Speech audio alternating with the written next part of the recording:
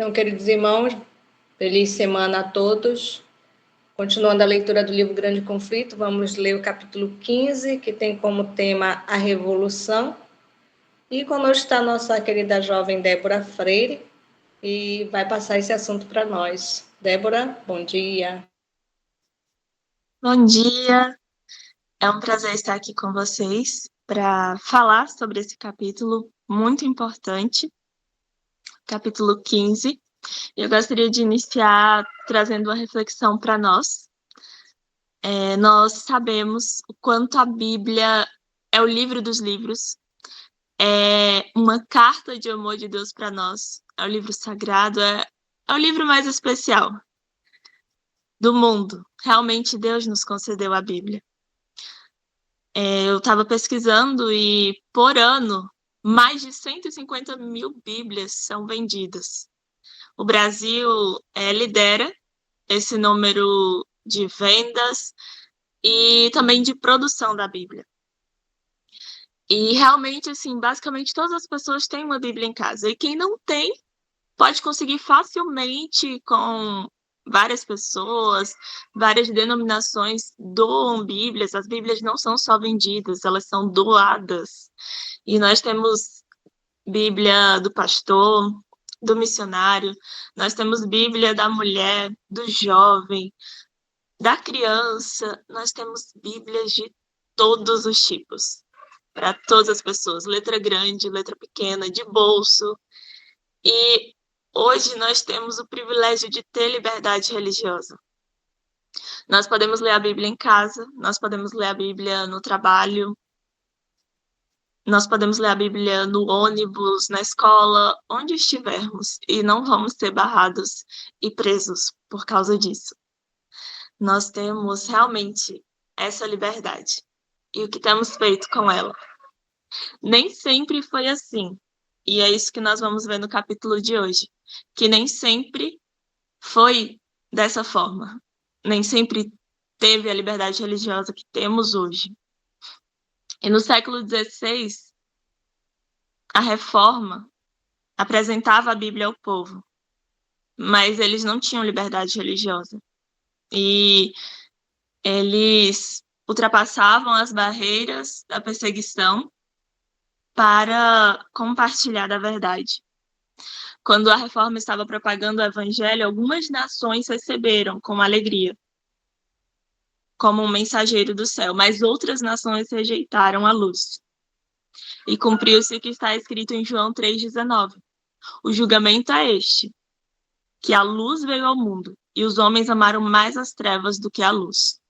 Então, hoje nós vamos relembrar a história da Reforma, a história da Bíblia e a Revolução Francesa. E vamos trazer reflexões para a nossa vida diante dessa história, que realmente traz muitas lições para o nosso crescimento espiritual.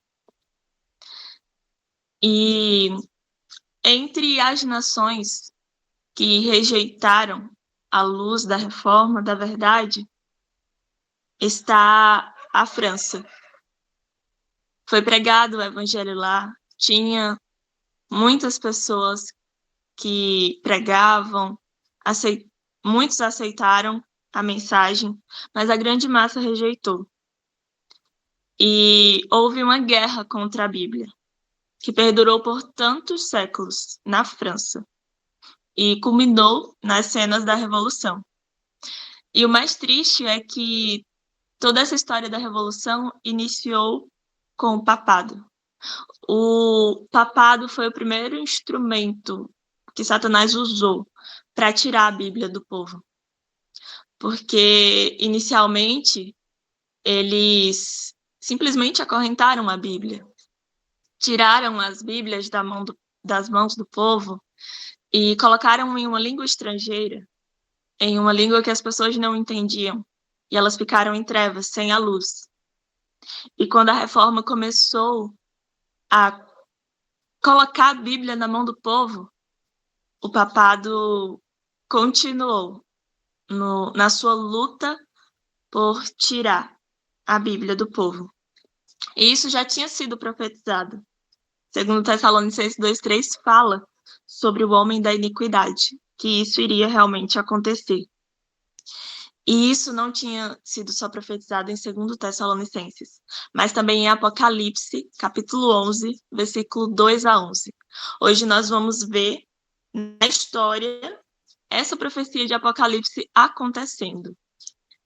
E nós vamos ler juntos, aqueles que puderem. Vamos abrir nossas Bíblias. Hoje estamos falando sobre a Bíblia e vamos abrir também em Apocalipse, capítulo 11, o versículo 2 a 11. Vamos ler essa profecia e ver como ela se cumpriu na história, qual o seu significado. Vamos ler juntos. Disse o anjo do Senhor: por 42 meses calcarão aos pés a cidade santa. Darei às minhas 2 testemunhas que profetizem por 1.260 dias, vestidas de pano de saco.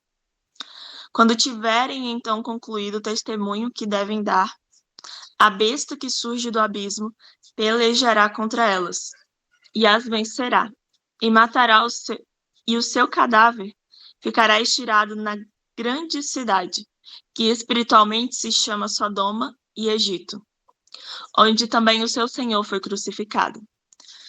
Os que habitam sobre a terra se alegram por causa deles, realizarão festas e enviarão presentes uns aos outros, porquanto esses 2 profetas atormentaram os que moram sobre a terra.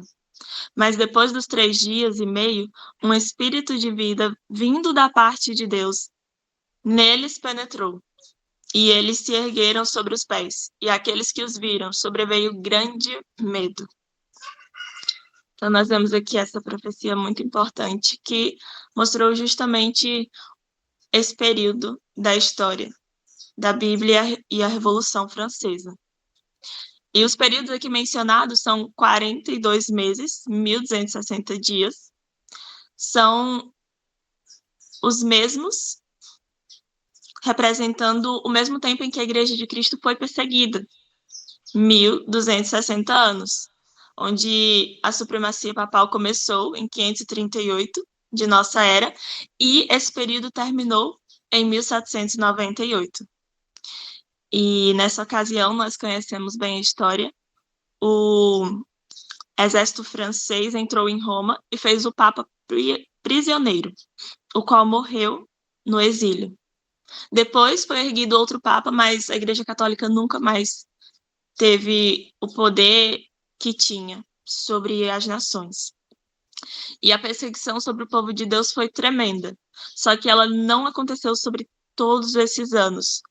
Como diz em Mateus 24, 22, não tivessem aqueles dias sido abreviados, ninguém seria salvo, mas por causa dos escolhidos, tais dias serão abreviados.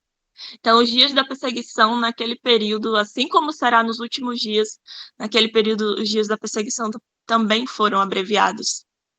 E a reforma auxiliou muito para isso, porque muitos nobres, muitas pessoas aceitaram a reforma e auxiliaram nesse processo contra a perseguição e para que as pessoas tivessem a liberdade de estudar a palavra de Deus.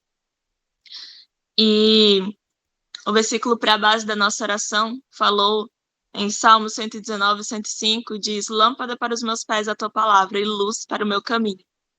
Nessa profecia, as 2 testemunhas significam tanto o Antigo Testamento quanto o Novo Testamento, que realmente é a palavra de Deus. Toda a escritura é inspirada. Ambos são importantes.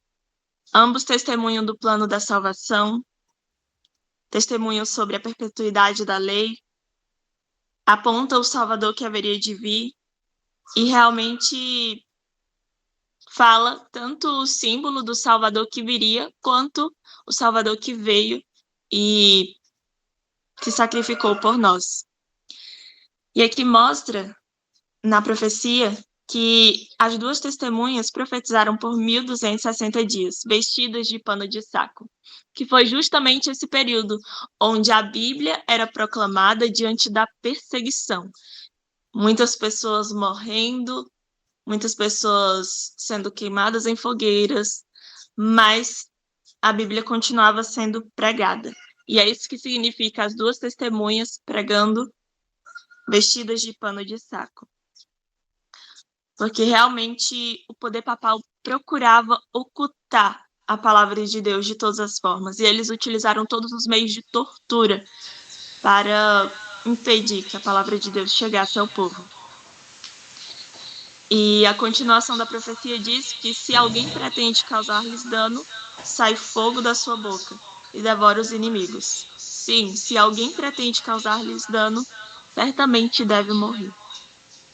E realmente as pessoas, os homens, não podem pisotear a palavra de Deus e ficar impunes. Esses homens que pisotearam a palavra de Deus, em um momento ou outro, eles foram destruídos.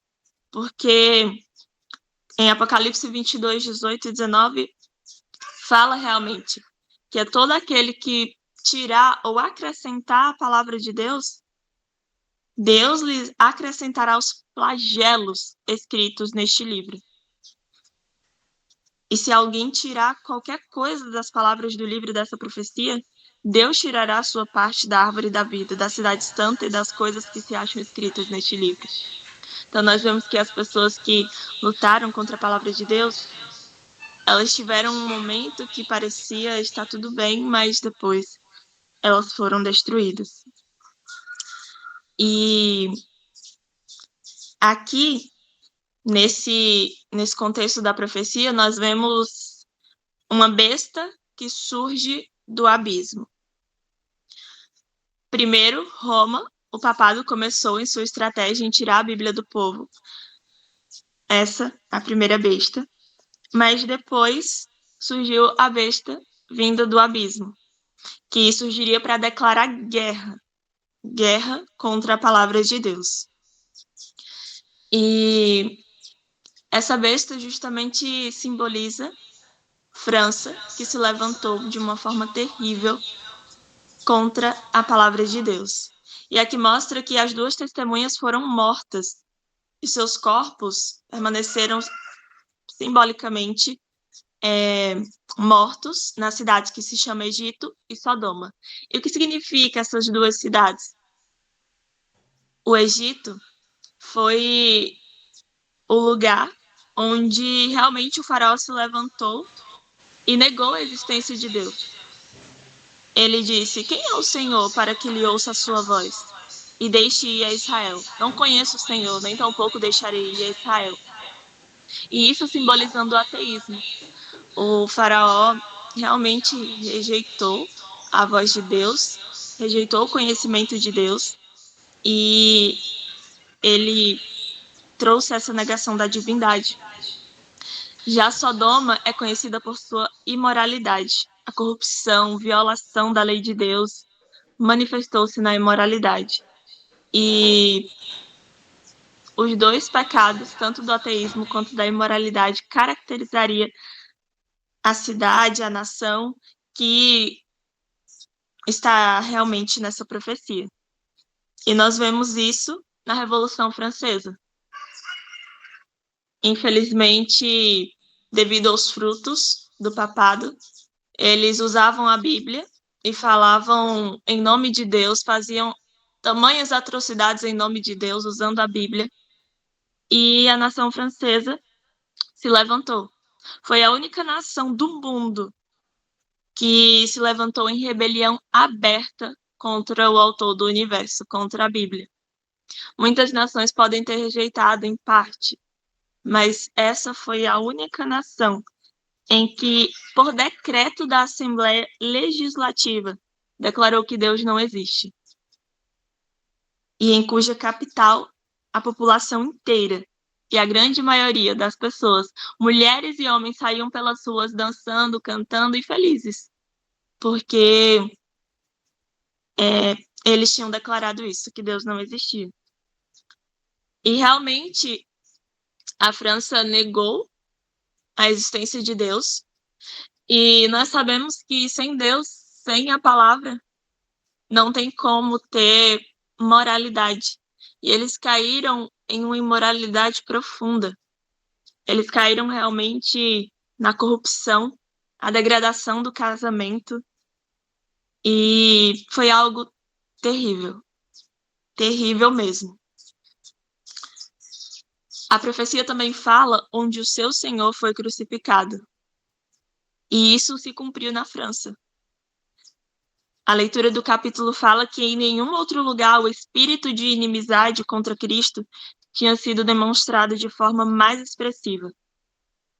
Eles realmente ridicularizavam Cristo e os seus discípulos. Passaram a perseguir cada vez mais os protestantes, os cristãos, que eram conhecidos também como huguenotes, e eles cometeram também tamanhas atrocidades.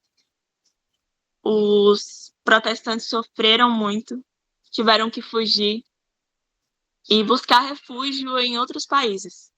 Os protestantes tinham duas escolhas: ou morrer na fogueira, morrer torturados, ou ir para o exílio, fugir. Eles tinham essas duas escolhas. E realmente foi isso que aconteceu. Agora, o massacre mais terrível que aconteceu nesse período foi o massacre da Noite de São Bartolomeu. O livro da nossa igreja, falando sobre os reformadores, algumas histórias, conta esse relato. E realmente foi algo terrível. E o mundo estremece ao horror das cenas que aconteceram nesse período. Foi um ataque covarde e cruel. O rei da França, sob a insistência de alguns sacerdotes, ele convidou os huguenotes para estarem na cidade. E na calada da noite ocorreu realmente muitas mortes. Um morticínio. Milhares de protestantes que dormiam tranquilamente em suas casas, confiando de que o rei cumpriria sua palavra e os protegeria, porque foi isso que ele falou. Eles foram arrastados para fora e assassinados a sangue frio. E assim como Cristo sofreu, morreu, assim muitos cristãos também sofreram de uma forma terrível e morreram. E o massacre em Paris, o massacre da Noite de São Bartolomeu, perdurou por 7 dias. Os 3 primeiros dias foram muito mais intensos, e depois ele continuou por 7 dias. Mas não só por 7 dias, ele durou vários outros dias. E durou basicamente uns 2 meses. E nesse período morreram 70.000 pessoas da legítima flor da nação, que eram protestantes. Eles não se importavam se era criança, mulher, idoso, eles não respeitavam os cabelos brancos. Eles simplesmente matavam. E o mais triste é que quando essas notícias chegaram a Roma, a alegria do clero, do papado, foi tremenda. Eles ficaram tão felizes que eles deram 1.000 coroas ao mensageiro. E naquele momento, eles se alegraram, tinham fogueiras festivas, eles realmente festejaram por isso, se cumprindo a profecia de que eles se festejariam. Então, realmente foi algo terrível, miserável que aconteceu na França. Tudo porque tirou a palavra de Deus. Porque pessoas rejeitaram a Deus e a palavra. Então, quando nós rejeitamos a Deus e a palavra, as piores paixões vêm no ser humano quando ele rejeita, e as piores atrocidades acontecem na humanidade por rejeitarem a Deus e a sua palavra. E na profecia também falava que a besta que surge do abismo pelejará contra elas e as vencerá e matará. E realmente nesse período o poder ateísta que governou a França durante a Revolução, que foi conhecido como Reinado do Terror, eles fizeram isso com a palavra. Pegavam as Bíblias eram recolhidas e publicamente queimadas com toda manifestação de escárnio possível. Eles queimavam as Bíblias e o dia de repouso semanal foi posto de lado. E em seu lugar, cada 10º dia era dedicado à orgia e blasfêmia. O batismo e a comunhão também foram proibidos. e anúncios afixados visivelmente nos cemitérios declaravam que a morte era um sono eterno. Então, tudo foi virado de cabeça para baixo. E, naquele período, eles levantaram o culto à deusa da razão. O culto a Deus foi abolido e levantaram o culto à deusa. E os bispos, os padres, renunciaram sua fé e começaram a adorar também a deusa da razão. E assim, eles foram poupados de serem mortos, assim como os protestantes. Tudo isso aconteceu nesse período. E a profecia continua dizendo, Apocalipse 11:10, os que habitam sobre a terra se alegram por causa deles. E realmente foi isso que aconteceu. Eles realizaram festas e eles estavam felizes nesse momento, sem a palavra de Deus. Não tinham o conhecimento de Deus e eles desafiavam a Deus e diziam que não o conheciam. E nesse período, levantando-se a deusa da razão, ela era coberta por um véu e eles começaram não só a adorar, mas foi algo tão terrível que a nação entrou em miséria. Os protestantes, pessoas sábias, pessoas inteligentes, pessoas que tinham várias habilidades, que poderiam construir a nação para que ela evoluísse, eles foram mortos, foram para o exílio, e a nação começou a entrar em decadência. Indústrias, plantações foram abandonadas, e vários lugares da nação francesa ficaram em decadência. E não só os lugares, mas as pessoas também. E eles diziam, vive a razão. Eles diziam continuamente isso. E adoravam a deusa da razão. E aqui o livro enfatiza que o papado foi que começou a obra que o ateísmo estava para completar. Então foi isso que aconteceu. E aqui também menciona o seguinte: o espírito de liberdade acompanhava a Bíblia. Onde quer que o evangelho fosse recebido, o povo despertava. As pessoas começavam a romper as algemas que as haviam mantido na escravidão da ignorância, do vício e da superstição. Começavam a pensar e agir como seres humanos. Mas, pelo fato da Bíblia ter sido tirada, eles começaram a agir irracionalmente.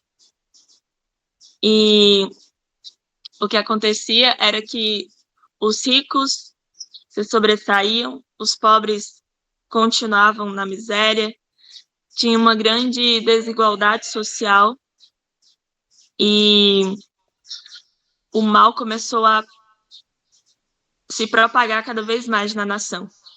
As pessoas sofriam violência e entravam cada vez mais na miséria contínua. E isso não afetou só os pobres, só a nação, mas afetou o rei, afetou os sacerdotes, afetou todos os súditos. E realmente isso levou as pessoas à loucura. Elas não tinham Deus nem a palavra. E também foi tirada delas a integridade e os princípios mais importantes. E milhares de protestantes encontraram refúgio em outros países vizinhos. Então, nós vemos que foi algo terrível. E todos foram afetados. Eles tiveram uma falsa ideia do caráter de Deus e rejeitaram os mandamentos. E por isso veio todos esses males contra eles, da forma mais sanguinária. E a leitura diz o seguinte: o erro fatal que trouxe essa desgraça aos habitantes da França foi a ignorância desta única e grande verdade, que a genuína liberdade reside dentro das prescrições da lei de Deus.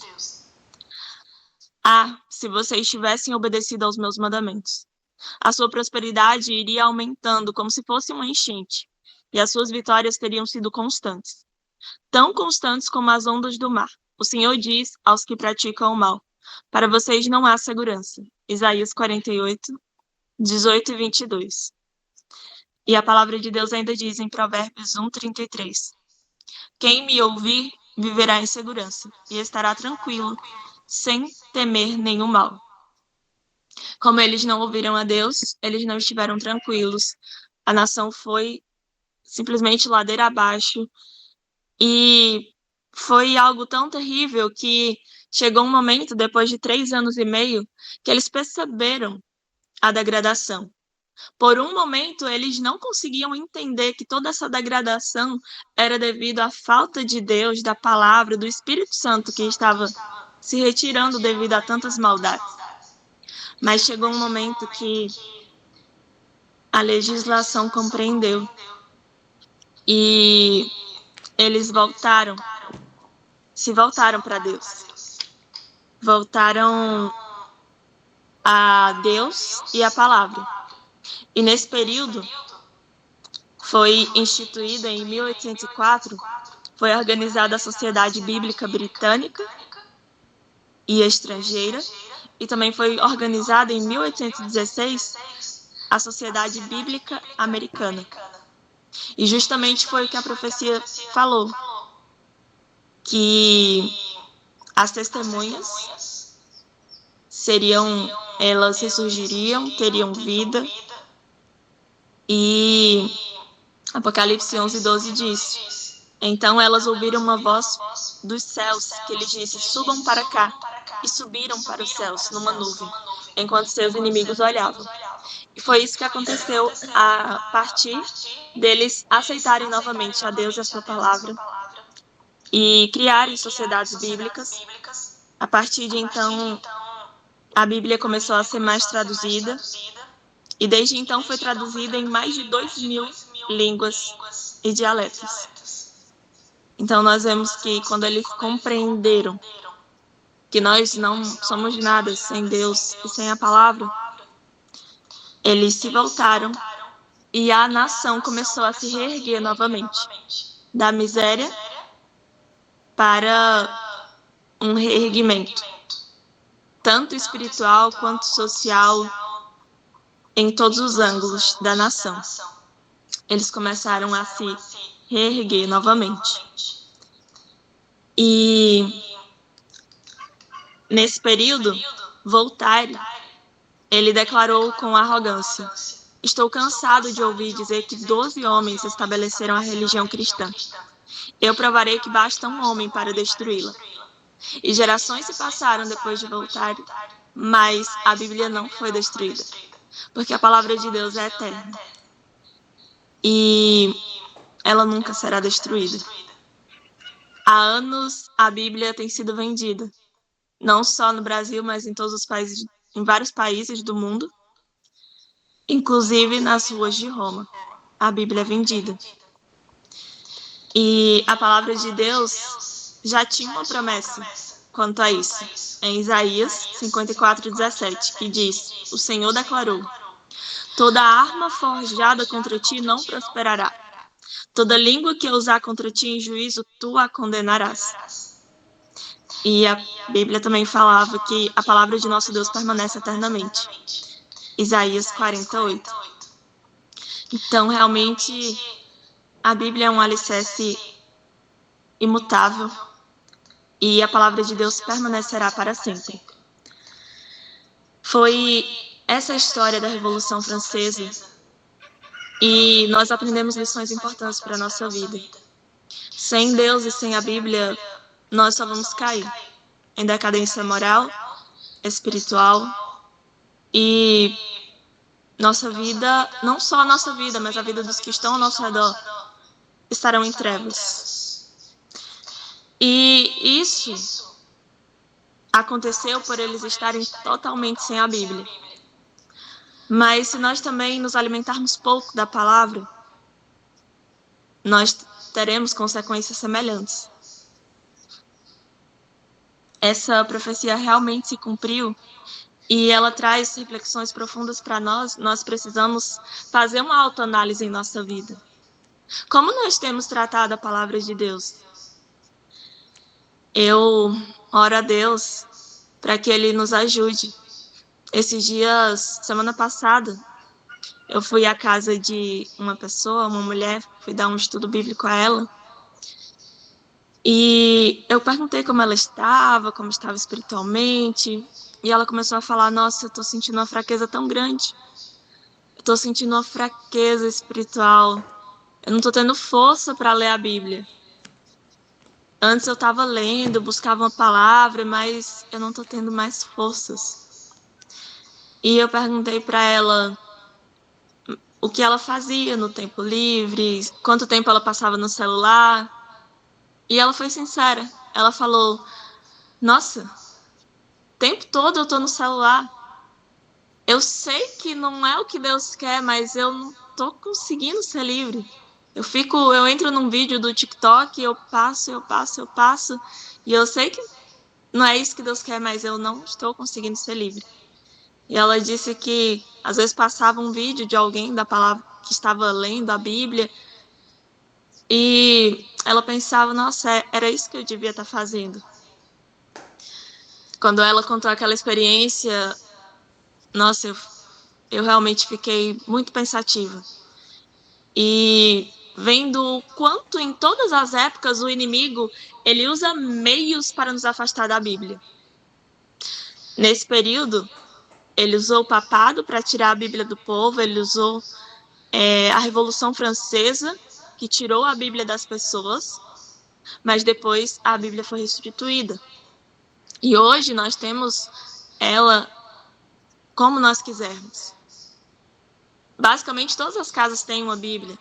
Mas o que acontece? Muitas pessoas deixam a Bíblia simplesmente aberta como um amuleto, no Salmo 91. Com certeza esse não é o nosso caso, provavelmente. Mas quanto tempo nós temos dedicado à leitura da palavra? Tem momentos que eu fico pensando: nossa, eu preciso estudar mais a Bíblia. Quantas Bíblias tem aqui na minha casa? Quantas Bíblias tem na sua casa?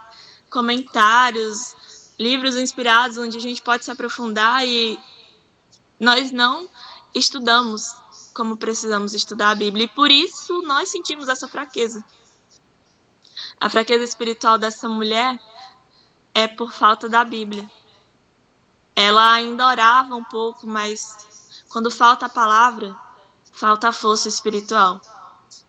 E é isso que o inimigo tem usado ultimamente. Ele quer que estejamos presos às redes sociais, ao celular. A Conexão Jovem desse mês falou um pouco sobre a questão das telas e trouxe um desafio para nós de 40 dias não sem telas totalmente, porque as pessoas precisam das telas para o trabalho, mas sem filmes, sem séries, sem desenhos, sem videozinhos no YouTube, no TikTok, porque realmente se torna um vício. Quando a pessoa não busca força em Deus, ela não consegue vencer. É como se fosse uma droga que não consegue vencer. E nós precisamos ficar atentos, porque o inimigo está usando, sim, as telas, as redes sociais, para nos afastar da Bíblia, para nos afastar de Deus. E para muitas pessoas, o celular tem se tornado um Deus. E para nós, como tem sido? Vamos fazer uma reflexão em nossa vida. Porque lá na Etiópia, lá em outros países onde eles sofrem perseguições, eles priorizam tanto a palavra de Deus, eles priorizam tanto a comunhão, eles pregam o evangelho, mas aqui no Brasil, ou em países que temos a liberdade religiosa, irmãos, vamos ser sinceros, a situação é triste. Nós ficamos tristes ao ver a situação não só do mundo, mas do nosso povo. Sabe, a prioridade pelas coisas que são seculares. O trabalho é importante, os estudos são importantes, os amigos, a família, mas isso tem se tornado mais importante para o povo de Deus do que a Bíblia, do que Deus. Essa tem sido a triste realidade, porque realmente falta a comunhão profunda com o Senhor Jesus Cristo. Falta o estudo profundo da palavra que os reformadores tiveram. Lutero, John Wesley, John Wycliffe. Vou pedir para a Matheus desligar o microfone, por favor, só para finalizarmos. falta realmente esse estudo profundo. E que hoje nós venhamos fazer essa reflexão em nossa vida, que o Espírito Santo possa me ajudar, porque eu preciso de ajuda, que o Espírito Santo possa nos ajudar, porque se nós continuarmos como estamos, vamos ser simplesmente pessoas comuns que passam os dias e não fazem nada por Deus, não fazem por Deus, continuam nas suas vidas ali, no seu trabalho, nos seus estudos, mas não vivem para a glória de Deus. Mas se nós seguirmos os passos dos reformadores, se nós buscarmos todos os dias, eu não consigo passar 1 hora com Deus, começa no pouco. Sabe, às vezes nós colocamos um alvo super elevado, mas nós precisamos entender que é degrau por degrau. Precisamos começar no pouco. E degrau por degrau nós vamos conseguir chegar no muito, assim como eles também viveram. Então nós precisamos fazer essa reflexão em nossa vida, cada um de nós, e orar a Deus para que Ele transforme o nosso coração, para que Ele tire de nós todos os vícios, as prioridades que estão no lugar errado, que Ele possa colocar a Cristo como prioridade em nossa vida, a sua palavra, que venhamos estudar como esses grandes homens fizeram, tanto da Bíblia quanto da história, os reformadores, e que venhamos fazer mais por Deus, deixar um grande legado para a nossa geração, pregar o Evangelho e assim, pela graça e poder de Deus, abreviar a vinda do nosso Senhor Jesus Cristo. Amém?